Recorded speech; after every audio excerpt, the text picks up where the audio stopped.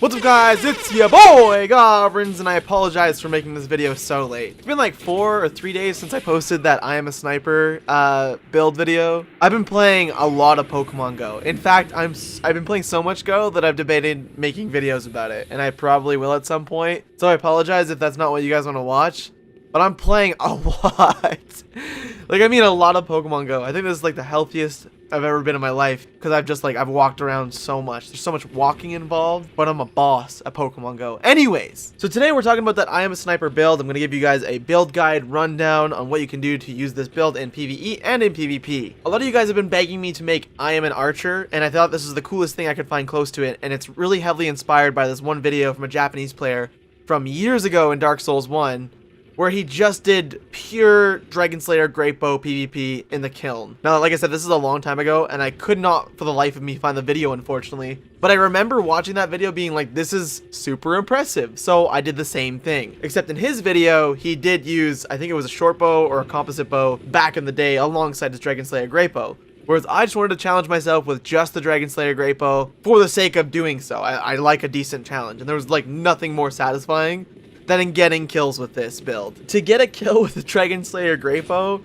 man, you want to jump for joy and like cry at the same time once you get a kill. And I'm not gonna lie, I won probably like 1/3 of my duels, but every time I did win, I was like, oh yeah, yeah! So I called it I am a sniper because generally you're going to use the Dragonslayer Greatbow for sniping people off ledges, cliffs, bridges, so on and so forth. But I really asked the question, what does it look like to do this in a PvP 1v1 duel? And so I did that. That's part of the reason why I only used the Greatbow in itself. People have been bagging on me nonstop, being like, yo man, I expect like sniper shots, like from a distance? Okay, that's not a sniper, dude. You're not even sniping people. Why did you call it a sniper? What's right? What are you even doing? Well, first of all, the whole entire Call of Duty community would agree with me in saying that this is a sniper. You guys remember those like Call of Duty 4, Rust 1v1, M40 sniper battles? Yeah, we're talking about that. But no, realistically, it is a sniper build, and like I said, you can shoot people off ledges and everything with it. The whole concept behind this video was to do 1v1 dueling with it. That's the whole idea. So I understand where you're coming from. Yeah, I could have called it something else, like I am an archer, or just like whatever else, but this was, yo, it's a Dragonslayer Greatbow, man. Come on. So as per usual, let's get started with the stats. I am soul level 122. I've got 24 vigor, 12 attunement, 30 endurance, 10 vitality, 40 strength, 63 dexterity, 14 intelligence, 14 faith, and 7 luck. As you guys may or may not know, I'm a pyromancer as a starting class, which is why it kind of looks a little bit weird for my stat allocation, just because, you know, some of those stats, of course, come directly from the base pyromancer build. So some dude was like begging on me for having 24 vigor and literally being like, that sucks. You can't play the game with 24 vigor. Dude, you can play the game at fucking 10 health if you wanted to. You can play the game at whatever vigor you wanted. Okay, sure, 24 vigor isn't that great, but I have played with like way worse and way less, and people still lose their shit at me for having low vigor. You can play through the game with 1 health if you wanted to. And that's what all these builds are about. Every build video I do, this is how I play, this is what I run as my vigor, this is what I run with my endurance. I play with low health, low stamina, it's just what I'm used to, and I know how to micromanage my stats like that. Some people literally can't. But beside the point of that, some of you guys don't want to play at 24 vigor, and that's fine. That's totally cool. But the way I have my stats, once again, this is just the way I play. My attunement's at 12, and that's of course because pyromancer base class. 30 endurance, because the extra stamina was probably more important to me than the extra vigor, to be honest, for having such hefty shots with the Dragonslayer Greatbow. You're going to want to be able to take a shot with your stamina, be able to roll away after taking that shot, and like have some time to regain that stamina, and of course dodge some attacks with that. So 10 vitality because vitality. Strength is at 40, and realistically my dexterity is only at 60, and that's because that's what the Dragonslayer Greatbow scales off of. It scales off strength and dexterity. Both dexterity and strength have a soft cap of 40-40, but dexterity has a harder cap, of course, at 60, and then the hard cap at 99. So to completely maximize all my potential damage, it's very minuscule, but I wanted to put dexterity points completely up to, like I said, maximize that damage. The reason my dexterity is showing 63 is because of the Karthus Milk Ring. The Karthus Milk Ring gives you +3 dexterity,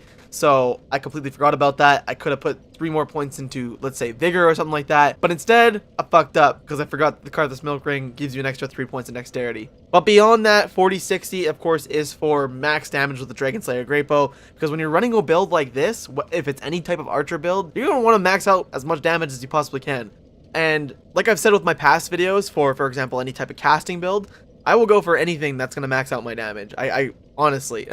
Intelligence and Faith, 14-14, because base stats are Pyromancer and luck is at 7. I always keep my luck low because, you know, it's kind of like Vitality. You don't really need it unless you're actually using it for something. So as you guys can see, I only have the Dragonslayer Greatbow on right now. You see the attack power is at 624 while I'm wielding it. So there's that. And the gear I'm running is the Dragonslayer Greatbow +5. I'm running Oni Slayer Great Arrows, Dragonslayer Great Arrows. Now, the reason I use Oni Slayer is because I've been told, and I don't know how true this is, that they move actually faster than the Dragonslayer Great Arrow. So when you guys see me shooting these off, I'm doing it so I can actually get my hits in as my opponent rolls away. And of course, when there's some distance between us, I can use the Dragonslayer Great Arrow to get those heftier hits in. It also feels like the Oni Slayer Great Arrow just altogether is faster to knock versus the Dragonslayer Great Arrow. And I can tell that there's a move distance of some sort. I'm not 100% sure, of course, if it's completely true, but it feels like that's the case. I could be wrong. And like many of you guys have told me, you can of course have like a composite bow or something on the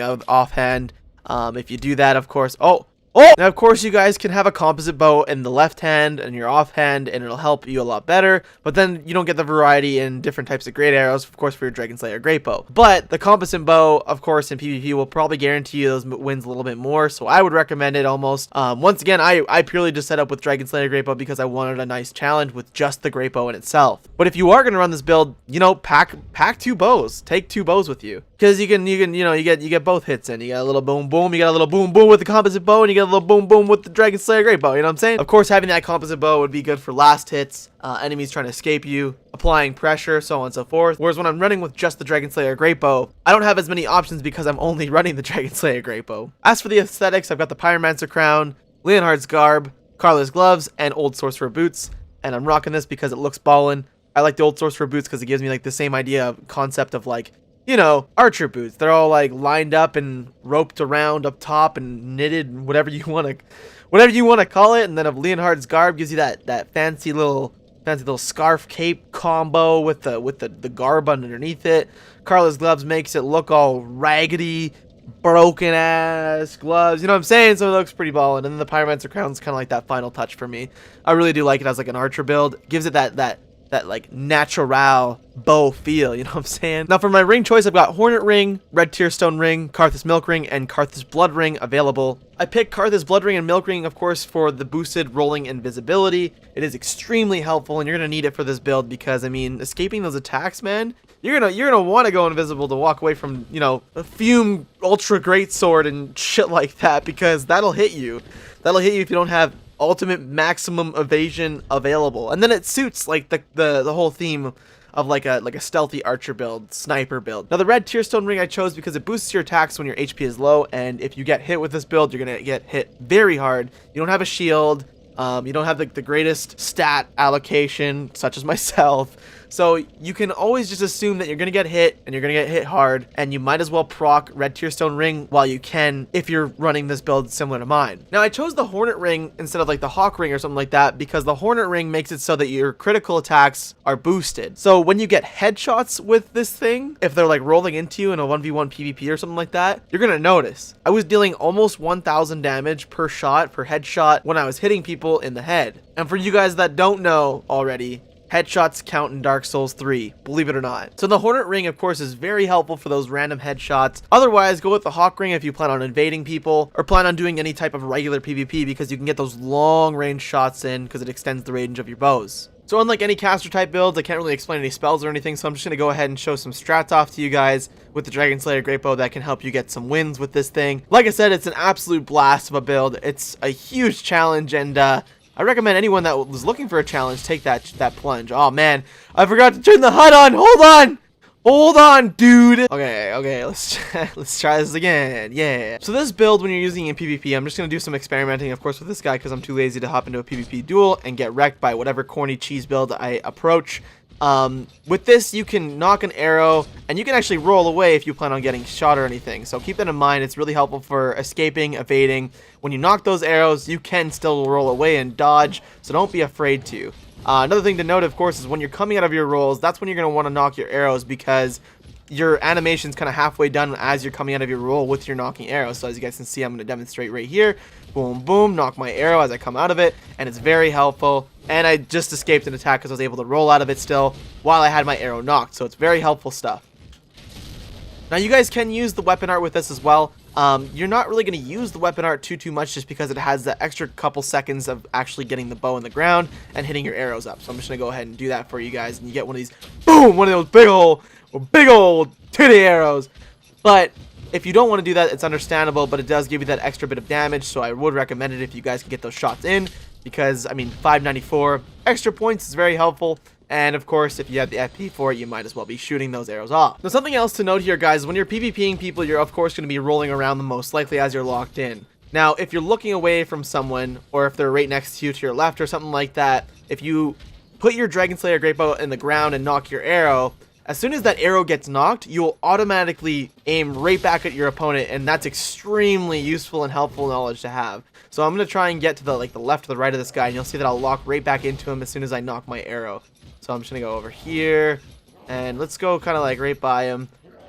And he's probably not going to move much, but as you can kind of see there, as soon as I notch that arrow in, he like moves back. So just like right there. This is a hard one to explain. I might actually hop into a duel just to show that off really quick here. 1 second. All right, so buddy here has the Black Knight Greatsword, so I'm gonna try and demonstrate that whole knock your arrow. It's gonna auto lock as soon as I put it down into the ground. He's gonna go for some hits, and as soon as he goes for hits, that's when I'm gonna start knocking my arrows here. And he thinks he's like really smart. Just give me 1 second. All right, so we're gonna roll out of that attack, knock my, oh shit. That's got some range. So right here, I'm gonna auto lock, as you guys can see there. Didn't hit him with the arrow, but you guys can see that I clearly knock my arrow. It's gonna land back on him right away. So it's very, very helpful, and it's probably the only way you're gonna win with this build, to be honest, in a lot of ways. So he's gonna roll. I'm not gonna hit him, but he's gonna try and go for the hit again. But as you guys can see, that's your main utility right there, is you can just lock these arrows in as soon as you knock them, and your bow, as soon as you land the bow on the ground, load up an arrow, shot and everything, you're going to most likely hit your opponent right after they're rolling away and all that stuff. So demonstrate it again here. He's going to go for another hit, most likely. Oh, that was good. That was actually really good. So that was just to demonstrate to you guys that as soon as you notch your bow into the ground, you pull your arrow back, and as soon as that arrow's ready to roll, it'll lock onto your opponent. You're already locked into your opponent, but your dude will actually like move with him if he rolls and all that stuff, and a lot of times you can just let go of your arrow and it's going to hit them. That's how you guarantee your wins with this build. That being said, I could not for the life of me counter any sort of katana build that was playing super aggressive. If you were playing against any type of dude with a katana running straight at you, even worse, the washing pole, you will probably die. Just assume that you're dead if you see a guy aggressively running at you with a katana of some sort. Everything else, I managed just fine with. Except for aggressive katana builds. It just was not happening. So that's really kind of all the information I have to give you guys on this build. Like I said, there's not like an extensive amount to tell you about, considering in my last casting videos for build guides, I have to tell you about like the spell list and all that stuff and what you're not using. So, and I'll say it again with this video, play smart. No different from my casting build. Using this bow in 1v1 duels requires you to take note of all of your opponent's moves and everything. Think 1 or 2 steps ahead of your opponent. If you're not doing that, then you're not going to have a good time. It goes for any Dark Souls PvP realistically, and a lot of people don't understand that, is you really have to think about what your opponent's going to do next and what you can do to counter that within the next 1 or 2 steps. Always consider things like, what build are you fighting? Are they aggressive? Are they using buffs? How are they playing? What swings are they using for their swords or weapons or magic or whatever they're doing? Always analyze your opponent before getting your first few shots in. In summary with this, I have to go ahead and now beat New Game Plus with this build, which is a lot of fun, and I'm actually kind of excited for it. But I had a blast with this build. I get so pumped up every time I won with this build because it was so gratifying and satisfying that I could just destroy someone with this big old bow that has slow tracking and everything, and it's not meta whatsoever, but I was able to do it and it felt great. I even stated it in my Reddit post that I haven't been this satisfied since like since I beat the Asylum Demon in Dark Souls 1 with a broken sword. That was like the most satisfying thing beyond this. Every time I beat someone, it was just like hysterical laughter. I was just having a blast. So if you guys are looking for a viable challenge in Dark Souls 3, hit up the Dragonslayer Greatbow. If you want to make a better build or a hybrid build out of this, you guys know what to do now. You guys have an idea of how this build works, and you can throw in a composite bow or any type of sword, of course, to complement your Dragonslayer Greatbow. I would not recommend doing just a pure Dragonslayer Greatbow like I did. I just wanted the challenge. Unless you guys really want to do that yourselves, go right ahead. But find a weapon that complements this Greatbow, like a nice short sword or the composite bow, like I said, and use that in tandem with the Dragonslayer Greatbow. This weapon is a very high risk, high reward weapon. Like I said, nothing more satisfying than getting kills with it. And once you understand the mechanics and animations behind the Greatbow itself, you get the idea of how the playstyle works and kind of get used to it. Then you can start guaranteeing yourself some wins. So that's all I've got to talk about for today, guys. As I always say, drop a like for your boy goblins, and I'll be back here with more Dark Souls 3 content, Pokemon Go content, or Overwatch content. So take it easy, guys. Have a general good, and I'll talk to you guys shortly, and probably our next Dark Souls video. Peace out!